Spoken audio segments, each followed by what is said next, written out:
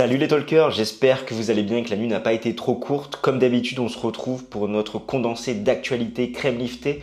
En entrée, est-ce que Nick Kyrgios est allé trop loin? On a vu son geste d'agacement à la fin du match contre Rafael Nadal après la poignée de main. Après, pour le plat, on va parler des rois espagnols, on va décrypter les deux affiches que nous avons eues cette nuit en quart de finale, donc avec la victoire de Rafael Nadal et de Carlos Alcaraz. Et enfin, en dessert, on se projettera sur le match de Andrei Rublev contre Grigor Dimitrov. Donc installe-toi bien confortablement, mets bien ta petite serviette.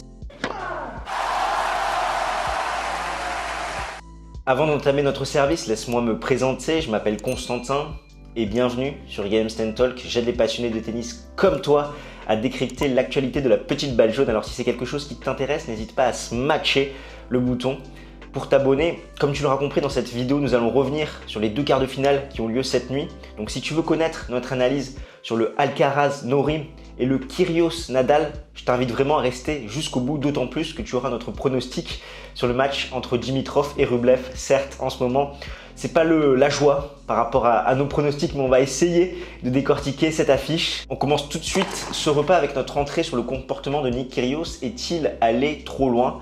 Pour rappel, après la poignée de main contre Rafael Nadal, il est à deux doigts de blesser un ramasseur de balles en lançant sa raquette. Il va perdre énormément d'énergie tout au long du match à parler avec le public, à essayer de se justifier, ce qui fait qu'il peut perdre beaucoup de concentration, notamment avec notre ami Ben Stiller. Et voici un petit peu ses propos lors de sa conférence de presse d'après-match. Quand tu es un spectateur et que tu regardes des pros jouer au tennis, tu devrais te taire. Ne me dis pas comment jouer au tennis, c'est tout. Tu serais incapable de marquer le moindre point contre Rafael Nadal. Assieds-toi et regarde-moi jouer. Tout le monde retiendra, c'est que Kyrgios a perdu et a balancé une raquette. Les gens comme vous abîment le sport. Moi, j'ai le sentiment d'aider le sport. Tous ceux qui pensent que je fais du mal au sport sont des idiots. Donc c'est vrai, peut-être qu'il ne fait pas du mal au sport, dans le sens où on a besoin de ces tempéraments un petit peu chauds. Mais là, il était à deux doigts de faire du mal quand même à un ramasseur de balles. Donc c'est pas très très joli. Je sais que certains aiment voir ces fortes personnalités parce que pour eux le tennis est un sport trop lisse, et là c'est bien d'avoir ces tempéraments de showman. Chacun a sa sensibilité. Personnellement, c'est pas quelque chose qui m'attire. Il y a une certaine forme de respect qu'il faut tenir sur un court, en dehors du court. Et là, il y a des limites qui ne sont pas à franchir, comme l'a fait d'ailleurs Alexander Zverev à Acapulco. Et là, Nick Kyrgios, c'est pareil. On sait qu'il a l'habitude de faire ça, même si c'est un joueur bourré de talent. Et tennistiquement, c'est une pure merveille quand il est dans un très bon jour. Mais là, pour moi, il est allé trop loin, comme il a pu le faire déjà par le passé. Qu'est-ce que toi, tu en penses? Est-ce que ses propos sont légitimes, sont justifiés? Que penses-tu un petit peu de sa réaction? Qu'en est-il? Je veux bien connaître ton avis dans les commentaires. Pour le plat, toujours une halte en Espagne, c'est un petit peu notre fil conducteur en ce tournoi d'Indian Wells en Californie, où on a Carlos Alcaraz et Rafael Nadal qui ont brillé en quart de finale, à commencer par le plus vieux des deux joueurs. Donc Rafa qui s'est imposé en 3-7 contre Nick Kyrgios, 7-6, 5-7, 6-4. C'est vrai qu'entre les deux hommes, c'est toujours un match popcorn avec pas mal de drama. Et c'est pourtant Nick Kyrgios qui a le mieux commencé dans cette rencontre, étant donné qu'il break le premier. Dans le premier set, il va mener 3-1, il va servir pour le premier set à 5-4. Et là, il va se faire débreaker. Première fois qu'il se fait breaker d'ailleurs du tournoi. Nadal va revenir, tie break, où l'Australien ne va pas inscrire le moindre point. D'ailleurs, le dernier point, c'est un point de pénalité qu'il reçoit. C'est Rafa qui va mieux entamer également le second set, où il va être menaçant sur les jeux de service adverses. Et pourtant, c'est Nick Kyrgios qui va profiter d'un mauvais jeu de service de Libéric à la fin du deuxième set pour prendre ce second set. Et là, la dynamique va changer. C'est l'Australien qui va être menaçant sur les engagements de Rafa en début de troisième set, où il va se procurer 2 balles de break, il ne va pas les faire. Et finalement, c'est Nadal qui va breaker un petit peu plus tard et s'imposer 6-4. Si on regarde un petit peu les statistiques, Nick Kyrgios a eu seulement 55% de première balle. C'est le deuxième pire bilan entre guillemets de première balle face à Rafael Nadal. Le plus mauvais, c'était à Pékin en 2017 où il était seulement à 48%. Mais d'habitude, il avoisine au moins les 60%. Des fois, il monte à 70%. Donc là, finalement, il passait une première qu'une fois sur deux. C'est insuffisant, d'autant plus contre un relanceur de la trempe de Rafael Nadal. Après, tout n'est pas à jeter pour Nick Kyrgios qui a quand même fait un très bon match, de très belles accélérations côté coup droit. C'est toujours aussi impressionnant au service avec ce lancer très neutre. On ne sait pas où la balle va atterrir. Mais son manque de préparation, également le fait qu'il ait perdu énormément d'énergie à chercher le public, ça fait qu'il a manqué un petit peu de stabilité, de consistance dans ce match. Là où lui, il cherchait à narguer un petit peu les spectateurs, Rafael Nadal, lui, cherchait des solutions pour faire déjouer son adversaire, notamment en variant sa position à la relance, en essayant de se montrer plus agressif. Il a fait une très belle performance en côté revers, Rafael Nadal, où il a été très agressif dans ce compartiment du jeu-là. Il a violenté un petit peu le revers de Nick Kyrgios, qui a manqué de régularité. Des fois, c'était très bon, mais souvent, le lift de Rafa le gênait, il allait à la faute et Nadal en profitait. Nadal qui a essayé également de slicer un petit peu, de varier sur le revers de Kyrgios pour lui faire changer de rythme, ne pas lui donner la même qualité de balle, comme il déjouait pas mal dans ce compartiment du jeu-là. Donc Nadal, voilà, sans être impressionnant, il fait quand même un bon match. Il a su dans les moments clés serrer le jeu. C'est ce qu'il fait d'ailleurs depuis le début du tournoi. Même si là, il fallait quand même s'imposer contre Kyrgios. Le point noir, c'est quand même sa seconde balle où il fait énormément de double fautes. Cette double faute, il a son pire ratio de double faute à Indian Wells en carrière, 7%.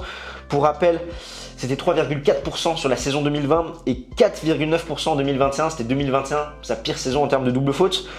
Et il y a quand même eu une baisse au niveau des points gagnés sur sa seconde balle entre 2017 et 2021, où il est passé de 61,5% de points gagnés sur seconde à 54% en 2021. Donc il peine à sécuriser un petit peu sa seconde balle, où là apparemment c'est une stratégie volontaire. Il essaie d'être agressif sur sa première et sur sa seconde balle.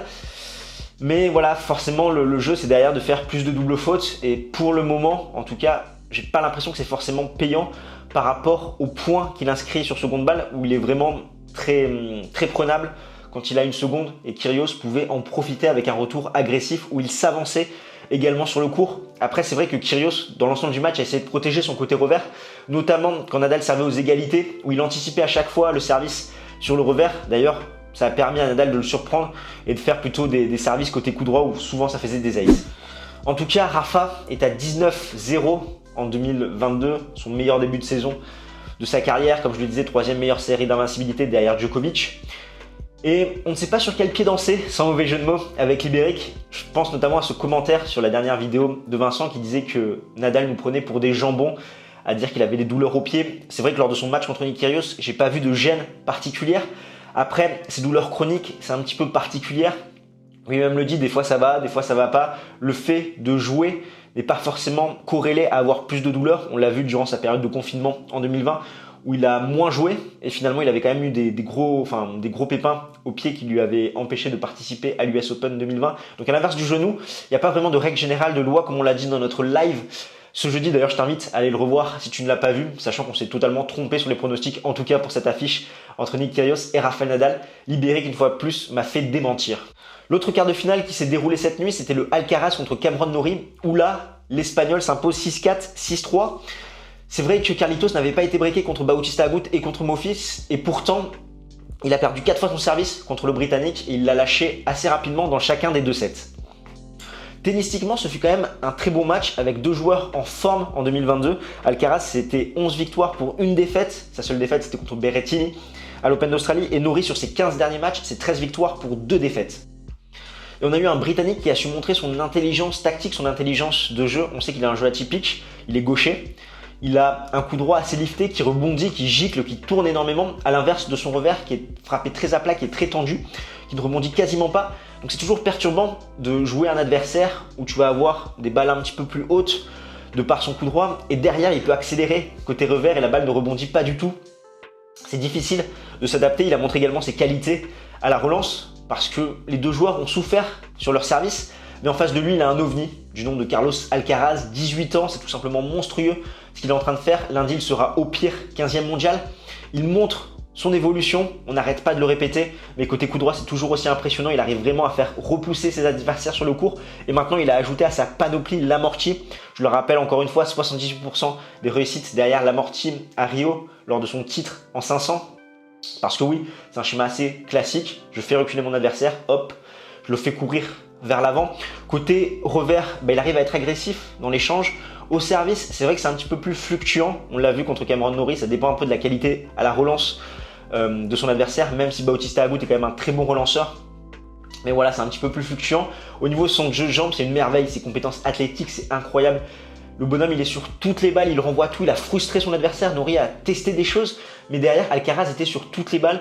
Et encore une fois, je t'invite vraiment à te concentrer sur le jeu de jambes d'Alcaraz, donc à regarder vraiment que le bas du corps, les petits pas d'ajustement, c'est merveilleux. Et avec cette victoire, il devient ainsi le deuxième plus jeune joueur à rallier les demi-finales à Indian Wells après Agassi en 1988. J'espère que tu as encore faim parce que pour ce dessert, on va te parler du Roublev contre Dimitrov. Il y a 2 partout entre les deux hommes, toutes leurs confrontations se sont jouées sur dur.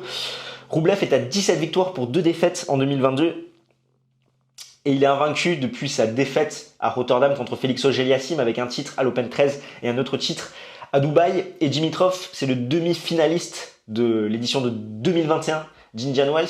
Le Bulgare qui est toujours à l'aise sur certains tournois, il a de bons ancrages, je pense notamment en Australie ou encore là à Indian Wells où il arrive à déployer son meilleur tennis alors qu'il n'est pas forcément dans une forme resplendissante. Les deux joueurs n'ont perdu aucun set, Dimitrov s'est fait breaker seulement une fois, c'était contre Thompson, Roublev 4 fois pour arriver en quart de finale. Roublev qui est un joueur qui dispose d'un très bon plan A avec son tennis boom boom où il détruit un petit peu la balle, il prend la balle très tôt côté coup droit, il agresse ses adversaires.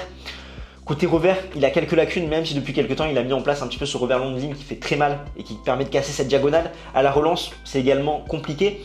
Mais si un joueur arrive à déjouer ce plan A, il peine à trouver des solutions tactiques, tennistiques pour un petit peu contrecarrer les plans de son adversaire. Et Dimitrov, c'est un joueur qui a une bonne panoplie tennistique, qui varie énormément, qui a le slice. On se rappelle que le slice est toujours un point compliqué pour Roublev, notamment côté revers, d'accélérer ses balles, même si là sur la surface un petit peu plus lente, il aura plus de temps pour frapper avec son coup droit, mais on se rappelle notamment des matchs entre Roublev et Evans qui sont un cauchemar pour le russe. Donc c'est pourquoi au niveau du match-up, même si Roublev est très en forme, je donne un léger avantage à Dimitrov qui avec sa palette tennistique, ses variations, peut faire déjouer son adversaire, l'entraîner à la faute, le frustrer et également contrecarrer son plan A, là où Dimitrov aura plus d'options, plus de cordes à son arc. Après honnêtement sur cette semaine à Indian Wells, on n'est pas très bon niveau pronostic.